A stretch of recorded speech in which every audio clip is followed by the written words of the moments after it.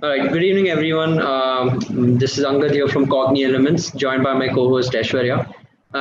Today, we come here on behalf of Cogni Elements on our event, our special series called Insight X, wherein we have people from, we have industry specialists who are venturing into various, fields with industry experience of, 10 to 20 and plus years. So we are so glad to have all of you here. I'm just introducing the panel real quick. We have Mr. Srihari, we have Mr. Santosh Burani, and we have Mr. Srinada Gupta. So glad to have all of you here, sir. And it's an immense pleasure to have all of you on panel. Thank you so much for taking out time and joining with us here today. Right. So joined with us today on our panel discussion, we have Mr. C.A. Vineet Dio as well as Mr. Jayesh Rathod. Good morning, sirs. Thank you for being part of our panel discussions. Very happy and glad to have you here. Just for our viewers, just want to let you guys know that the whole point of this panel discussion is to gain insights and learn from the valuable experiences that these two gentlemen have been, residing in. Without further ado, I think I will just give a brief introduction from my side. So, Mr. C.A. Vineet Dio is the CMD who leads the Positive Consulting Partners team. And being from the finance industry, he's been helping a lot of businesses and begin today. So, sir, let's start with you, Sri Hari, sir. If you could just give a brief introduction of yourself and let our viewers know, a little bit about you. I'm Sri Hari, based out from Bangalore. The last 15 years, I'm in Mysore in land development, constructions, villas, and resorts. I'm a member of CREDAI. It's a national body. I represent my city, I represent my state, and I'm also in the national body. Real estate has been one of the passions, and it's been successful quite so long. And Mysore is a tier 2 and in between tier 2 and tier 3 city, where the volatility is very less in Mysore. We have a steady growth in Mysore, irrespective of pandemic. Joining us. So, Mr. Vineet Dio, if you could just, sir, help us, help our viewers, give a small introduction of yourself from your end. Over to you. Sure. Thank you so much for inviting me here. This is Chartered Accountant Vineet Dev. I run this advisory firm by the name of Positive Group. We principally focus on raising capital for real estate developers. So far, close over 100 transactions from banks, NBFCs, and private equity funds, which is pretty much the entire spectrum from whom money can be raised. We are also knowledge partners to the real estate developers body, which is CREDAI, and we do a lot of work for them, which is drafting representations on things like RERA, on submissions for the budget, and so on and so forth. With this short, we've got a team of about 10 people, 3 partners. So that's about me, and over to you. All right, thank you so much, sir. That's a lovely introduction. Mr. Jayesh Rathod, if you could, please kindly introduce yourself for our viewers. Thank you so much, Angad, for giving this opportunity. So very quickly, I will introduce myself as Jayesh Rathod. I'm one of the founding partner and director of Guardians Real Estate Advisory operating in MMR region. And we started our operations since 2016 with a team of 6 people. And today we are approximately 380 plus member team operating in sales and marketing domain. Great, sir. Thank you. Yeah, thank you so much. So, Mr. Srihari, sir, what do you think, from your personal experience, do you think we can standardize the online buying process for real estate, in your opinion? Yes, the online process should happen. But India being a variety of people, not everybody comes to online immediately. We still feel, particularly when we go to clothing, very simple. For food, all the youngsters will just go to Swiggy or Zomato, order them. The next 15-20 minutes, food is available.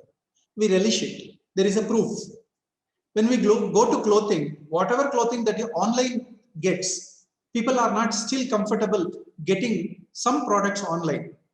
Youngsters, definitely yes. But majority, at least 40-45% who can afford big money, they are still elders. Youngsters, they come into one sector of housing called as, it may be apartments or it may be layouts or it may be cycles. But when we go to big, online may not be that comfortable as on date. Yes, we need to see. A person needs, as a buyer, I need to see a property. I need to know the legality of the property. I need to know the opinion of the people. I need to have a first-hand experience. Right now, virtual meetings are virtual reality is happening. People can go through a Zoom. People can go through the online process, see the property, see the digital brochures. But digital brochures, people are not still very comfortable seeing because credentials are equally important. Let's assume a very big builder like Prestige or Shobha or anybody. They build something, they have a history and a proof. They have a history, they have a proof, they have credentials. But not everybody will have that credentials. A first-hand developer, a first-hand builder, definitely he can't have credentials. He need to undergo the process of physical only. Online will help in data. For selection, we have a lot of sites. 99 acres, we have a lot of web searching sites or real estate sites, which minimizes my search. But once again, when I have to finalize, when I have to decide something, when I'm putting my 40-50 lakhs on a property, definitely I need to know a physical presence. Online, very good. It is minimizing our effort of searching. In a vast city like a metro city, I can't keep on searching physically every now and then. Every builder I can't search. My whole life goes on searching itself. Online has reduced that search. Thanks to the technology. Technology has happened. Once again, I would like to take another 2 minutes. Real estate is often mistaken as housing only. In fact, real estate is not just housing. It comes under a few categories. The first category is housing, where we constructed houses or sites. The second category comes to industrial, where we find large industrial estates also happening. That's also a part of real estate. Not too many people need to think that I have to just build sites or I have to build houses. They can build industrial layouts too, industrial sheds too, offer them. Not too many people may be interested in construction. People may take it for rentals. Next comes our commercials, commercial real estate, like malls, shopping complexes, multiplexes. All our real estate, the last 8-10 years, we have seen a huge growth in shopping complexes. But unrealistic rentals, when they do the business, when they start the planning, we feel that it is highly viable. In the next 10 years, I'll get back my money. But unfortunately, the calculations are wrong. There, the technology plays least part. People have to just come and see. Next, there are few other real estates too. Educational real estate. People who own huge lands to create educational campuses. That's also a part of real estate. Medical and health, of late, of post-corona, everybody is turning towards this. Infrastructure is a huge real estate. Everything put together, it should happen in synchronization. And in that synchronization, technology plays a part in planning, technology plays a part in development, technology plays a part in financing and administration, technology plays a huge part in marketing.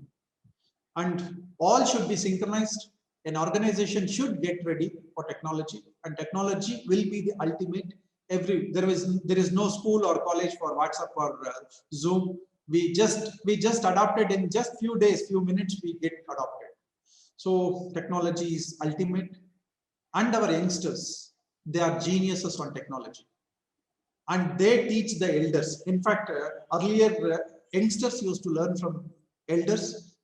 The present scenario is just the reverse. We are ready to learn anything from our youngsters because they are our future. They have shown us the way we can do things much better. Yeah, I think so. I agree, and I also agree with the point that you said that technology has pushed us forward, but it's still there's a long way to go, and probably generalizing the whole process and putting it into full force. Vineet sir, if you could just give us a brief about your industry, and how the financial sector right now has been sort of affected or changed or revamped in this whole pandemic period. If you can just give us a small brief of this. Sure. So I think pre the pandemic, there are already a couple of things which had affected the financial services industry. One was this financial crisis caused by issues like DHFL, Edelweiss, and so on and so forth, which had led to some degree of, and basically driven by the whole ILFS fiasco. So thanks to that, what had happened was the confidence within institutions themselves had got reduced. Some of us might know that the way the industry works, I mean, the way the finance industry works, and is the same with Jayesh's industry. The foundation is trust. Ultimately, when he goes to a buyer and he wants to buy a flat which is under construction or at a build stage or at a launch stage, effectively what is being sold is trust that that unit will get constructed and delivered. In our case, it is a trust that the money that I'm giving you, one or the other way, will come back. And the way it got affected was in two ways. One is new lending. I'm talking institutional lending, and anyway, the private lending had significantly come down. There was a concern that overall the slowdown had been in effect even pre-COVID, for example, to that extent.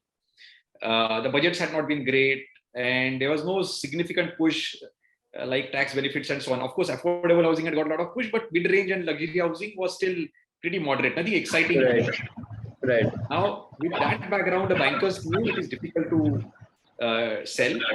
People were already facing distress. And in that segment, lending became an issue. On top of that, when one banker knew that other banker may not take over if the time comes, that added to the woes of the industry. So I think those were the challenges that we're anyways facing just pre-COVID. I'm going to give you that background so you understand how challenging it was just pre-COVID. COVID obviously made it tougher, made it worse, because obviously there were no footfalls and so on and so forth. Post-COVID, something interesting has happened, and we'll look forward to Jayesh commenting on it. We are seeing, at least for the clients that many clients are dealing with, there's some pent-up demand in A-grade, good quality, good location wala residential places. There's some demand coming up, consequent to which, at least last 3 months, this financial year has started on a positive note, whereby lenders are open to lending good quality projects. All right. Yes, I think that's completely understandable when an industry already pre-COVID is facing a loss and then it's hit by a pandemic. It's just a little more, disparaging. Jayesh, what are your thoughts on the same? So, Angad, what has happened? Pandemic was the complete shock for the not only real estate but all across all other industries, which is visible. Having said that, even when the last lockdown started, the first lockdown started, it was more fear that what will happen time, especially to the real estate, because the most expensive product which anybody buys in their lifespan, lifetime, less frequent, more emotional, family decision was the home, and certainly was not a priority when there was job cutting was happening, salary cuts was happening, etc. In that, one thing which we observed, that home was the only medicine which people have in the lockdown, and they want a shelter. The rental people was looking for that. I wish I would have my own home. A joint family was, two brothers working from home, their kids, all joint family. So it was a little more chaotic way of living at that time. So once the last lockdown got lifted somewhere in June 2020, we saw a great response. Since June till today, we must have sold more than 25 lakh square feet. Inventory was 6,500 crores. So adding it to what Jo Vinit bhai bol rahe the, we understood that people understood the importance of home, and those who are looking for, say, location like Bombay in Andheri, but budget didn't permit, they went an extended suburb and bought at Malad or Kandivali. Those who are looking for a 2 BHK, but the present situation, they said, let me compromise on at least buy a 1 BHK. So those who are looking for a spacious apartment, 1 BHK, they may compromise on the size, but given a more weightage to the well-planned 1 BHK with the A category developer with a good set of amenities. So in case of third wave of COVID happen, at least they have a space to live for that 3 or 4 months of the lockdown. But we don't see the demand going down, Uncle. Yes, for sure, at least. So this is just testimony to the fact that how hard any industry gets hit. At least mankind finds a way to sort of maneuver itself around finding alternate solutions, and such self-sustenance is something that drives human nature to find alternative solutions to survive. So I think the real estate sector is pretty much testimony to this. Great, sir. Thank you so much for this insight. There was a study that was conducted, and it was shown that NRI investments in Indian real estate are expected to rise, up to $14.9 billion in financial year 2022. So, why is real estate seeing more NRI investment? Is it something to do with technology, or is it something that is some other factor it's linked to? So, what are your thoughts on this? See, yeah, sweet. NRIs are our own people, Indians. Post-COVID, the last 2 years, people have been stranded at various places. Due to the policies, probably many have been sent out. Many have been fearing whether their existence in their respective countries where they are presently placed, their existence is at stake. So they need to come back with their investments. They need to come back to their hometowns, their home cities, home states. They have to come back to find out an opportunity that, yes, my investments need to be safe. In a foreign land, their investments are least safe. But when they come back to India, their investments are 95%, 98% safe. That reason, every NRI the last 2 years, they are turning back towards India. And Indian real estate market, tier 1, probably it is saturated or nearing saturation. But tier 2, 3, and 4 cities, definitely they have not even grown by 10%. The overall opportunity for them is more than 90% for investment. And in India, the last few years, decades, the investment is 99% safe, and an average return better than the banking rate, an average return better than any speculated rate. Real estate has proved that it is very good and safe. This is the reason everybody who has gone abroad made their money, made their wealth. Instead of deploying their wealth, whether it is fixed wealth or liquid wealth, they are trying back to bring it to their hometowns.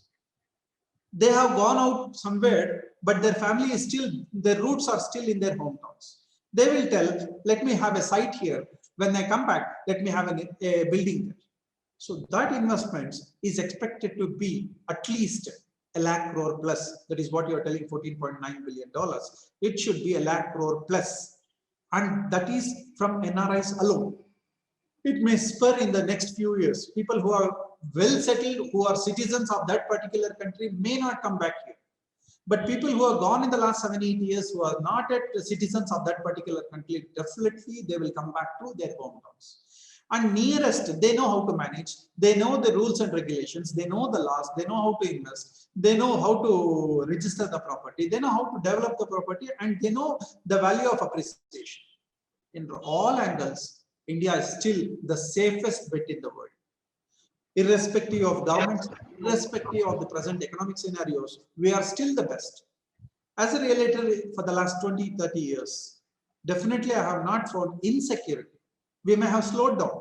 We may have some problems. We may have some speed breakers. It can be pandemic, or it can be GST, or it can be RERA, or it can be anything. These are speed breakers. But 2-3 years, we are still adjusted to everything and grown much, much beyond the expectation of anybody.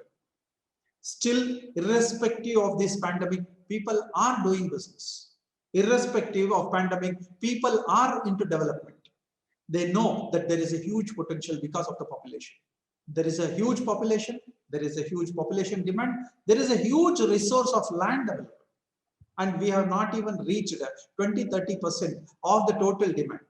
So that makes the NRIs push back towards India, make their investments towards India, and definitely their roots in India will absorb this. This is my answer. Yes, I think I completely agree. Pandemic has been a major push towards many big decisions for many people. And also, I think the fact that you said that, whatever may be the situation, the speed break or GST, demonetization or whatever, mankind has this habit of adjusting itself. We don't accept no as an answer. There's always something to be adjusted for.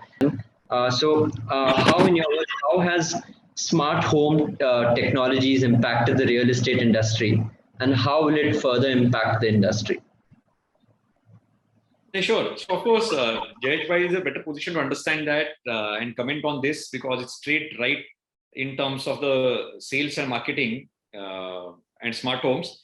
But from one of the things that I can say from our perspective is, these days when lenders or investors are looking at housing, some of these features that were earlier called fancy are no longer fancy.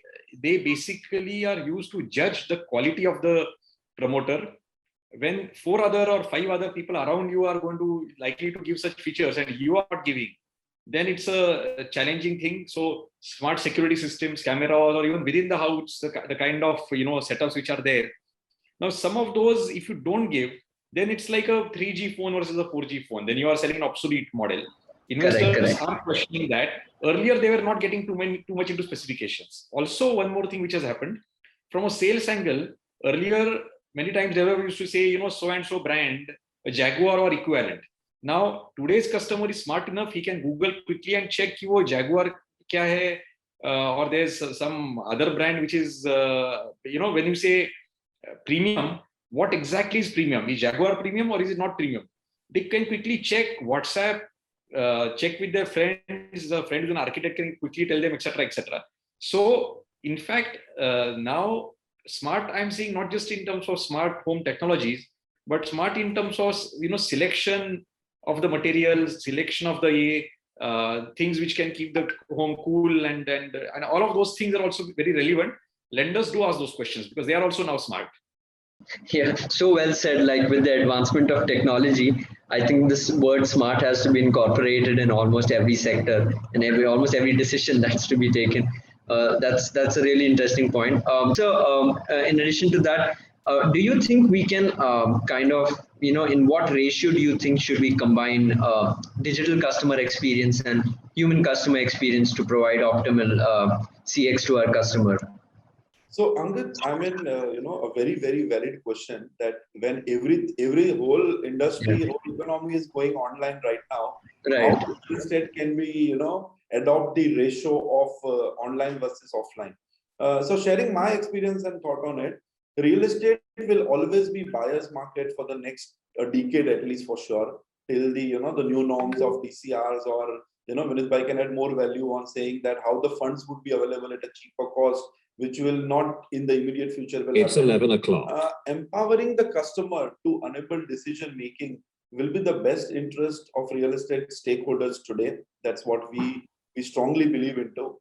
Customer retention is the critical aspect of real estate today. Like anybody who's inquiring online or even making a visit at site, and how we can retain the customers and convert from inquiry to the closure will be the new success mantra.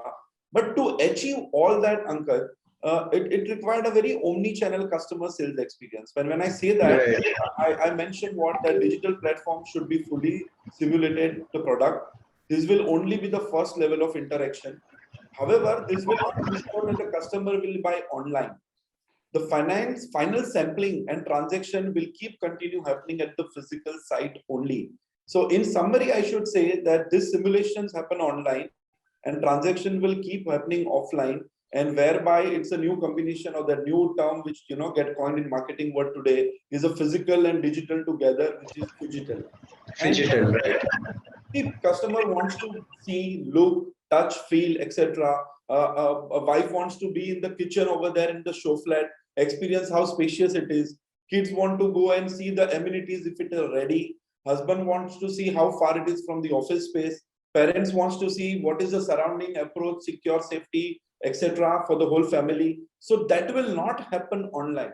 That is only possible when all the informations they will willingly cater from the online platform where most of the developers are providing. But the final purchase will happen is at site only.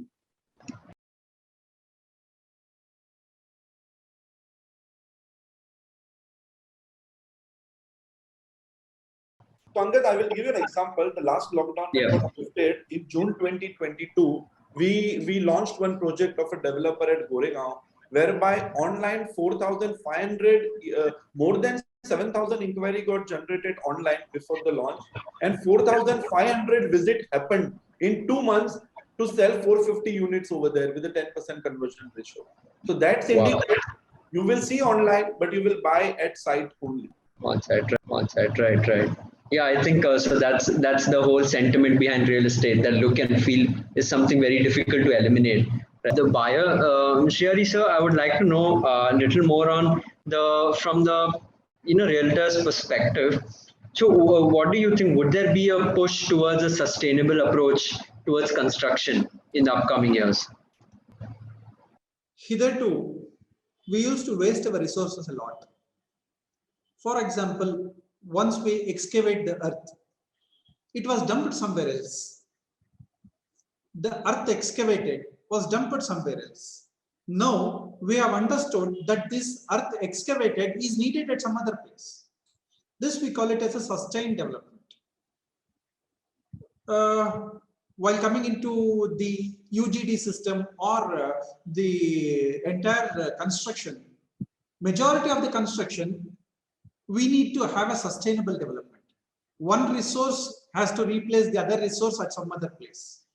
See, water and sanitation in every house, earlier they used to do it as once they dig the pit and this goes to the main line and all this, whether it is water or one is inlet and the other is outlet, 25-30 kilometers outside, the water is flown there and a lake is created and that has to be cleaned. It's in a very big way.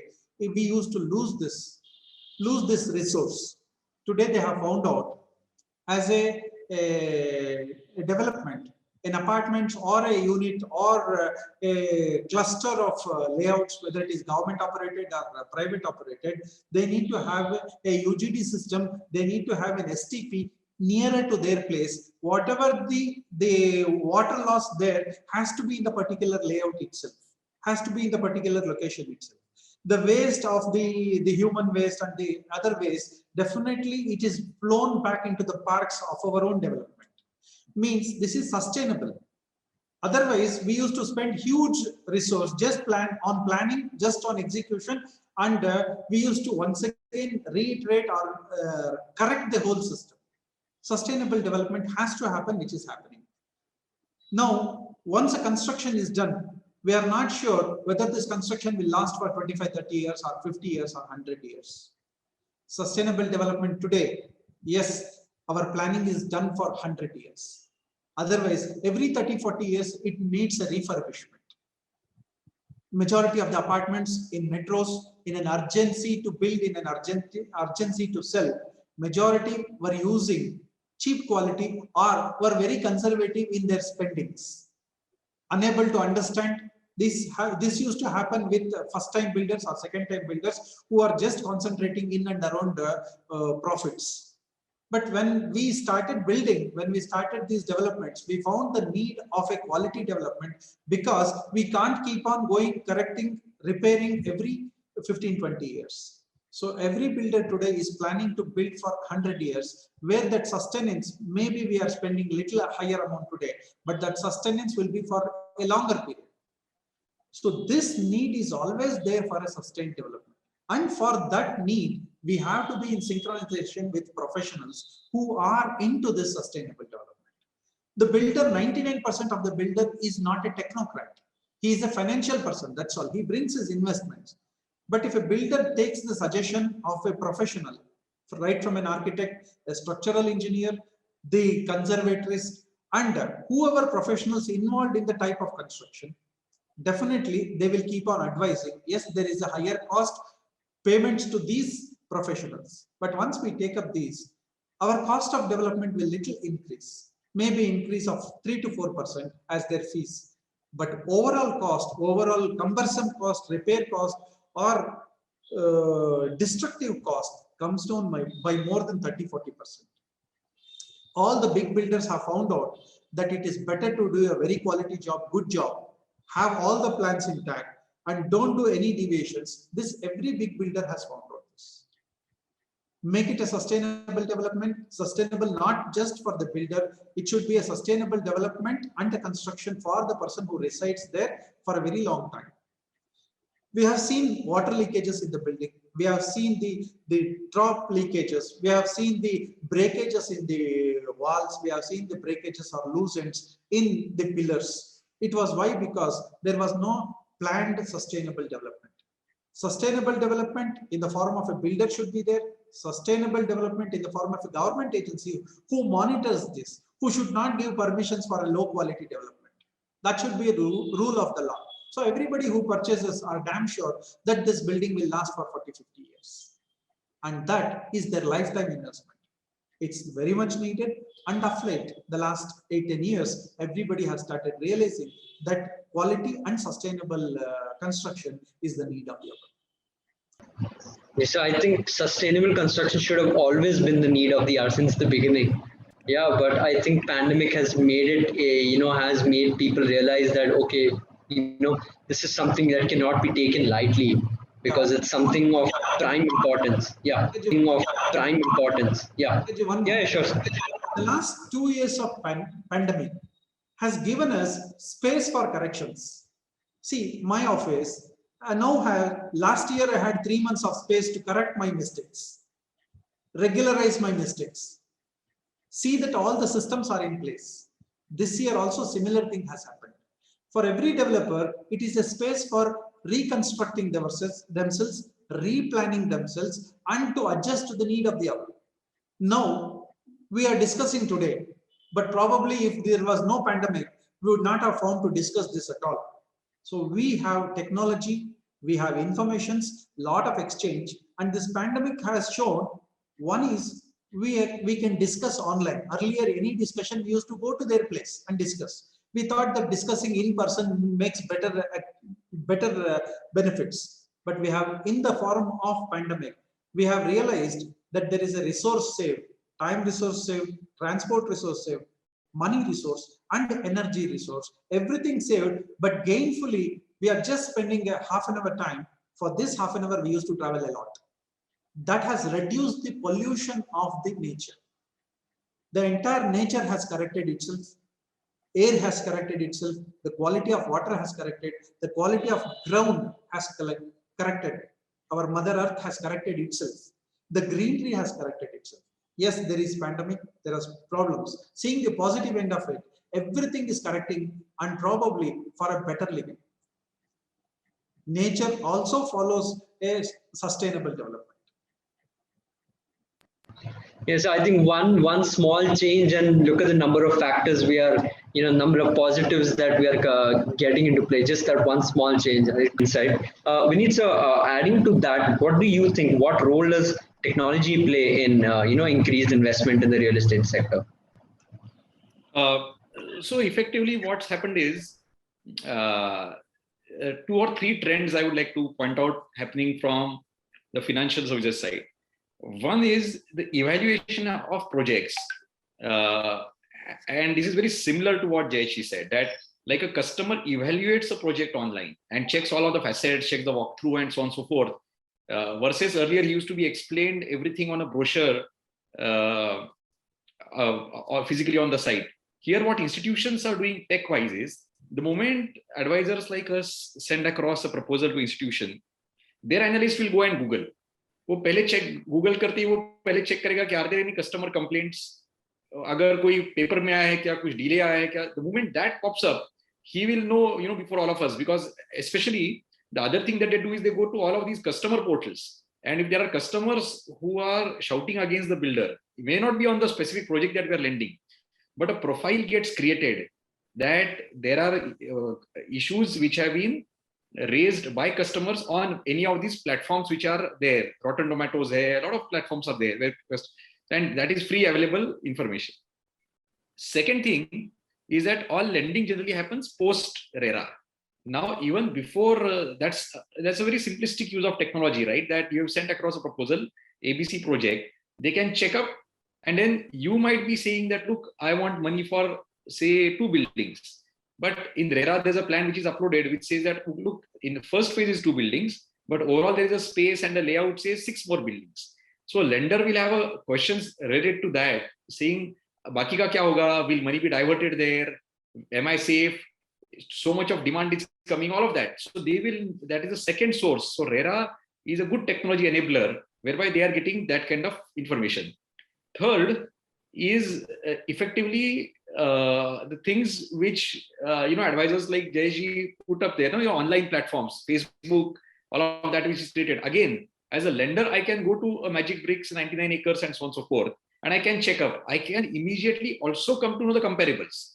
Because of technology, it is very much possible that within the 10-minute span, उस location में और कौन कौन है. So lender will have a question, अरे आपके area में तो कोई ए ग्रेड है, आप तो बी ग्रेड हो, और आपका जो ए ग्रेड कॉम्पिटिटर है वो तो 2 BHK कर रहा है और आप 3 BHK कर रहे हो, क्यों कर रहे हो?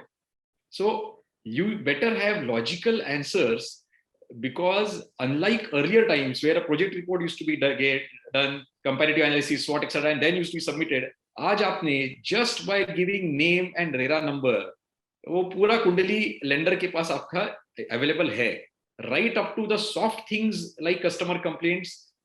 There are some institutions and some good institutions, and there are softwares also now available for that. People like SBI are using softwares where they run 21 different checks just legally, because civil cases, criminal cases, consumer courts, central registry for mortgage and so on and so forth. ऐसा करते करते then there is, because in India it's not integrated, right? You have got different agencies, so your pollution control board is a different year, and वहाँ पे अलग cases लगते हैं. So now there are softwares available in which you put a person name or a company name, and उसके पूरा कुंडली you get. There is CIBIL and so many things. So technology is being used extensively by the lenders and institutions. So the only way is to maintain quality, do what you are, you have to, as they say, do what you say. And that's what it's coming down to. Yeah, I think technology has actually consolidated a lot of things and put it together. But and it's helped a lot save time as well, speaking from the financial sector. But having said that, also there's a hint of skepticism amongst the people, from the financial industry, because the technical know-how or the trust, which is probably a little something, people are a little afraid of using technology right now. The trust factor amongst people. So that's something I think it still remains a challenge. So having said that, what do you have to say about the revenue sharing deals? Do you think revenue sharing deals will be beneficial? That's to me.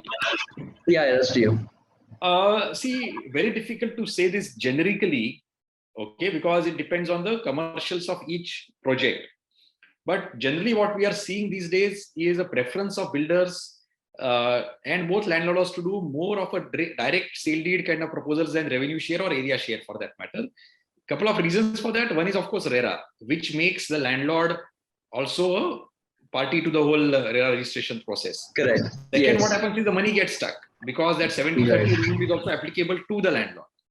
Third, importantly, what happens is these days, if you see, prices are not going up. And JJ will agree that more or less during the course of the project, 3 years, 4 years, whatever you assume day one is more or less the price which is going to see. So from revenue share, what happens is it becomes unviable either to the landlord or to the developer, because landlord will always say कि अरे आपको कम investment करके सिर्फ revenue share देके पैसा कमा रहे हैं, and I am not getting money upfront.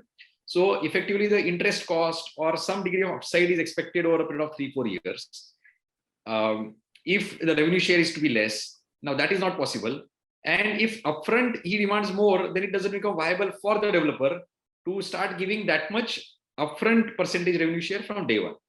So I feel that this whole revenue share deals overall will come down. Also, there's a cash flow problem, right? Cash flow problem is that from day one, every rupee is to be shared with the landlord, which again creates another challenge.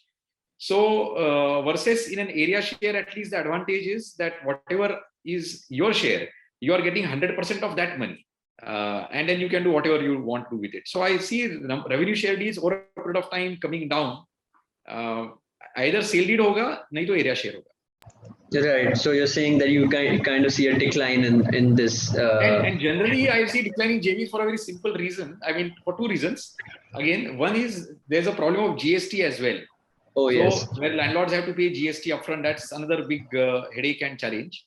As also because landlords now know that land price is not going to be appreciated, it's best to get, maybe you'll get payment in installments, but get that payment and be done with it.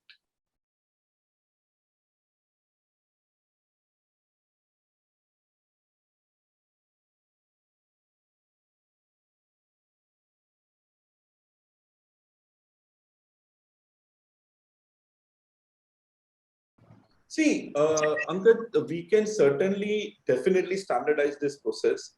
In fact, I have observed this trend happening in Bangalore, where most of the Bangalore being a tech, the Silicon Valley of India, most of the developers had adopted the best practices as far as online processes concerned.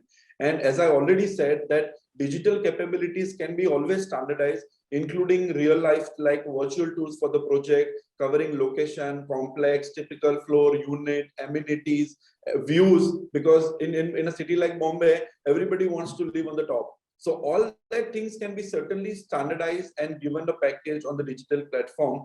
Having said that, one observation which I'll say, that information dissemination can occur online, and even an expression of interest can be enrolled online, but the final closure will still keeping at the site only. When I said so, the customer's ability to transact online is inversely proportional to the ticket size. I should say that the lower the ticket size of the home, the higher chances they will come online and make a purchase online. For an example, in Bombay, Angad, what happened? One A category developer has launched plotted development, which has never happened, ranging from 10 lakhs to 15 lakhs, and more than 600 plots were sold online, where customer has not made a visit at the site. Complete experience surrounding project, everything was explained online, and customers tend to purchase, which may not happen if the ticket size of 1 BHK is more than 1 crore, or a 2 BHK I want to buy at 1.5 crore. I will never buy online. Right. So I think it's. I don't think we can standardize it as such. As you know. The process of giving information can be standardized, but that cannot lead to conversion online. Right. So it's not a holistic thing. It's only a part of it which can be. Yeah. Thank you, sir. Thank you for your insights. Like to go to Mr. Srihari, sir. Sir, actually, I'd pose this question a little differently to you. What is that one change that you would see if you have to point out just that one thing in the next 10 years, which you think which will significantly show up in the next 10 years? Till now, we were planning for a very long time of investment, thinking that we will live for 100 years. COVID has shown us it is very uncertain that we don't live for 100 years. It may be 50, 60 years, or even the next 10 days we may die. So everybody is in an urgency to enjoy.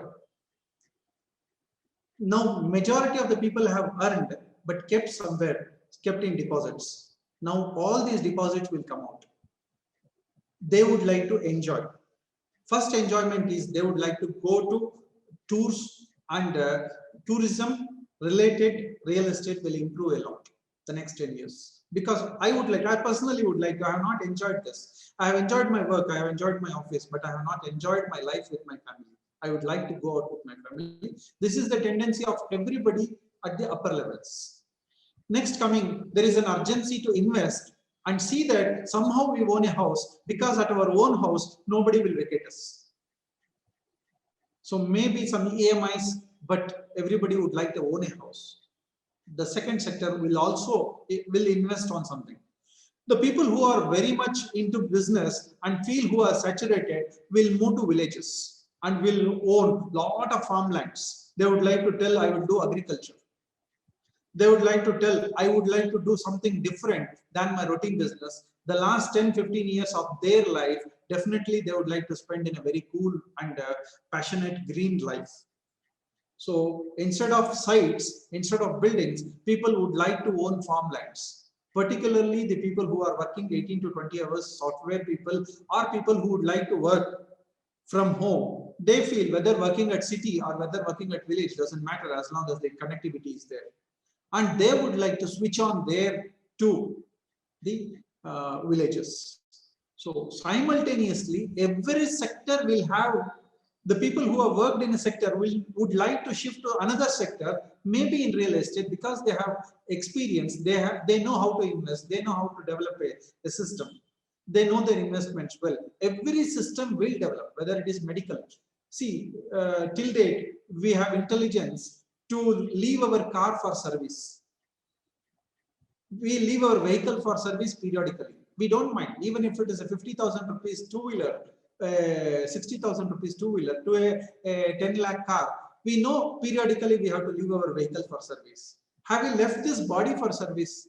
So people would like to go and once in a year, 10 days, 15 days, they would like to go in some naturopathy or Ayurvedic resort, stay there. So they would like to revamp themselves, recorrect their bodies, recorrect their minds, recorrect their energies. Then they would like to come back. And that sector will be very huge from now. They would like to be healthy. To be healthy, they will go to the healthy sector, the health and the medicine sector. So every sector will grow. To do all this, once again, our infrastructure needs to be reorganized. And of late, the last 15-20 years, the infrastructure, roads, bridges, dams, airports, everything is growing very fast, very big. And India will see an enormous change. The destination of the world will be India because Indians accept everything. We accept harsh realities. We face the challenges. We curse, but we face the challenges. The next 1 or 2 years, we are back on track. So this is the mentality of the Indians. And this India will lead the world in real estate the next 10 years. Oh, so that's a very positive impact. I think that gives a lot of hope to other developers and realtors as well. So glad to say. So speaking of the pandemic, our questions were mostly pandemic centric. Let us speak a little bit more upon the future. So do you think like a post-lockdown scenario will involve greater sense and urgency for a user to buy homes? If you feel so, like if you think it is, then how can this be used to, how can this be viewed as a way to raise funds? Right. So it's again, I would love to hear also Jayesh's views on this. Kya hoga, but the jury's out. Yeah. So work from home is the balls up in the air when it comes to kya hone wala hai. There are some people who are saying that, and you hear news every day. XYZ company is saying that from now on 30% workforce from home and 40% from home and so on and so forth. My feeling is it's to be somewhere moderate. You will have a part of the crowd which might continue working from home, maybe 10%, 20%. I don't see this becoming a fashion or a trend, despite what you have seen. And this has nothing to do with companies. I think this has to do with people. Like, given a choice, you would like to go to a company properly and work, not really stay at home and work. And there might be people, just think of it, why would people, there's a lot of disturbance. Not everybody's house is designed that way. You have to imagine you have to work for an 8 to 10 hour period. Correct. Kids are there and some might have joint families. So all of those factors are there. So forget what the companies want. Have we thought of what the people actually want efficiency-wise? Second is, see, work is not always work. Work's also fun. You make friends, there's time pass, you go for lunches, and there's a community feeling, there is team effort. No, like, forget the company, think of a team leader. Somebody who's supposed to manage a 4 or 5 member team and get efficiency. He will be the first person to complain that, I am not able to get efficiency out of my team. So all of the challenges have to be thought through. And I don't think it is so simple. And this we are talking just of IT. Rest to sawal hi nahi hai. There's nothing to do with manufacturing, services. There's no choice. IT, yeah. So I think companies would definitely take the opportunity and have two key things that I see happening, and both are perception based. One is companies might say that, look, why don't we have maybe a 10% kind of a populace working from home? If there are, for example, women who are there and they want to take, for example, a pregnancy break and so on and so forth. Now, all of that will get facilitated because now people are used to working from home. So it will become the new normal. Like, correct, it will become a new normal for IT.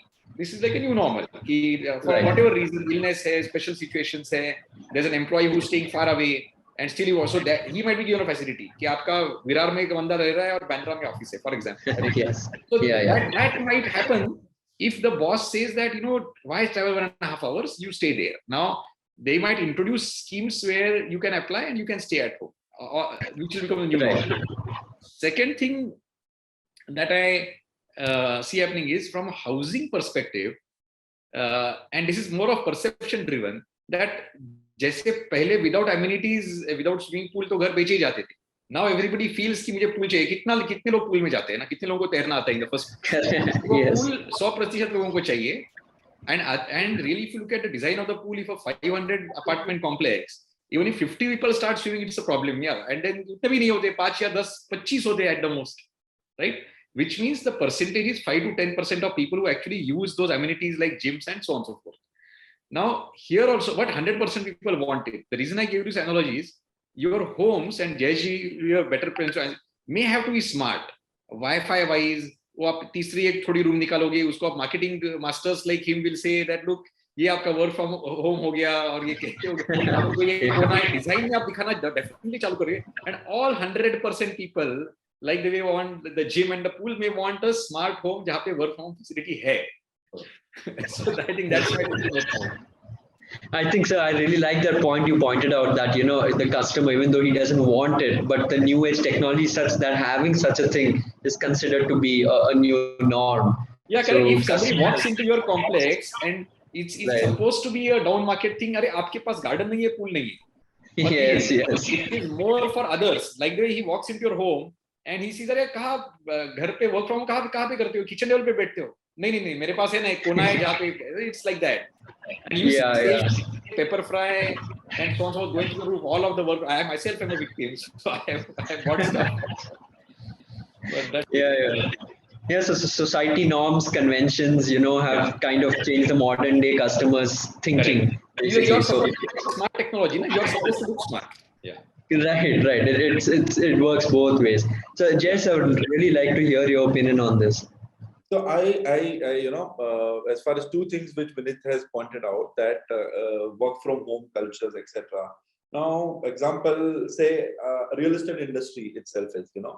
So I have observed that the vendor like architect, structural engineer, and a lot of other people whom we interact, which are working on the back side of the curtain in designing, they are absolutely working fabulously from the home. Nobody has started office since last more than 1 year, I'm sure about.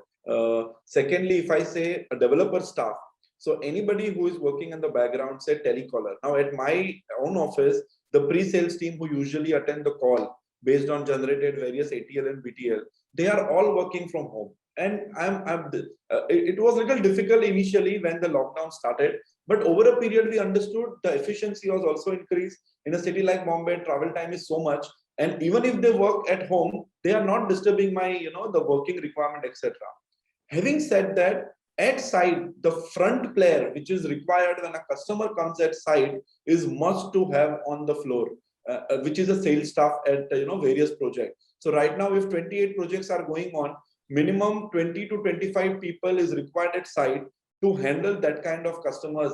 I mean, I'm sorry to you, I know in the lockdown, it was said that no gatherings or etc. allowed, but on a one weekend, Vinith, I can tell you this last weekend, more than 50 walk-ins if happening without any marketing efforts, then my sales team has to be at site. And wow, that's indicate the importance of home for the anybody who is in the lockdown and experiencing that, no, I should have my own shelter. Might as well I buy rather than on rent. Might as well buy bigger than what I'm staying right now. Second point, which as indicated by Vinith Bhai, I would like to just substantiate with an example that in my existing couple of projects, 2 BHK carpet area is 850 square feet, which is huge. People are not able to afford that kind of spacious 2 BHK today. So what a marketing and sales as a gimmick we did, we carved out a 7 by 8 square feet of room in that layout itself. And we created a small study place over there. And we started marketing in 2.5 bedroom. And at 3 projects we did with it. And very good response we received because we coined this 2.5 bedroom, half bedroom for your space, for your work from home, etc. So the kids playing in the living room or bedroom is not disturbing you. You are still have your own space and you can concentrate on your work while working from home, over there. Having said that, this culture, I mean, I have observed that it is individual decision. Like if as an entrepreneur, I know that my limited number of people were allowed in the building, in the office. So we included, all the senior members were coming. My key marketing people were coming at the side, at the office to work it. So it's completely individual driven. Yesterday in one of the meeting in the marketing, when I was reviewing it and when I asked just casually, so complete team said that, no, sir, fun of working is when we share the ideas, when we come on the floor and we have that physical presence with the peer around, with the senior around. And that's what we, even, we want to invest something in Uber, Ola, traveling, we don't mind coming, but please allow us to work from office only. So as I said, it is an individual decision, not a company forced decision. Do you think the new work from home, changes, policies and all will, or you can say, will the new work from home decors add a way to revitalize the growth and generate funds? I don't think direct work from home it is basically more than actual work from home. As Jayesh bhai also just said right now, the perception of work from home might revitalize. And that might revitalize for a couple of reasons. Reason number one is people have realized, I think he said it very, very beginning, and it is so right, that they need a home. कि थोड़ा jewellery कम होगा तो चलेगा, थोड़ा दूर होगा चलेगा, लेकिन घर चाहिए, right? Because there are so many restrictions, and I need a home the way I want it. So I think more that has basically created a. Instead of a 2 BHK, people will now stretch for a 2.5, will stretch for a 3. That because agar kal ek to lockdown hua ek, but more than the physical, now the fear of further lockdowns is not there. There might perhaps be one more wave, and maybe that's about it, because then by the end of this year, everybody will be vaccinated. Right. What this has done is, interestingly, in the last 1 year, it has made all of us realize कि घर कितना छोटा है. Correct? Now, when you are there practically as a working professionals, you leave you leave your house at 8:39, come back maybe at 8:39, whatever it is, and you're there on weekends. आपको घर छोटे ये ना 1,000 square feet is still not a very large house, but by staying among 4 people, 6 people, whatever, you suddenly realize that I need more. Now that realization will want you कि अरे अगर यहाँ पे रहना है तो I better have 2.5 or 3. I struggle, put my savings, mutual funds कम करता हूँ, लेकिन ये करता हूँ because ये तो रोज की जरूरत है. Okay, so again the size of the house and wanting a house, thanks to this, which is a wrong thing to say, but now unfortunately that's the reality. That to this lockdown, it's now become a reality. And then the way this is affecting the market coming from financial is that people now also understand, also proximity to their office spaces is also something key, because there are some people who are thinking I will stay close by, because if all of this is affected, traffic is affected and so on and so forth, then I will buy a smaller home but closer. Some are farther away but bigger. Depends on person to person choice, but I need a home, which will propel both the real estate industry and the financial service industry, because now people also understand that footfalls are happening. The same numbers that Jayesh bhai generates are the numbers when they come to us. We show to institutions saying, "Dekhiye sir, last week itna footfall hua, to kyun nahi dekhe?" Right. Yeah, so I think that's a very interesting answer. It's even if the consumer is not, he doesn't want to, he's kind of forced to, which then it becomes a vicious circle. It's become a roti kapda makan. Roti kapda makan is an essential need now, basically.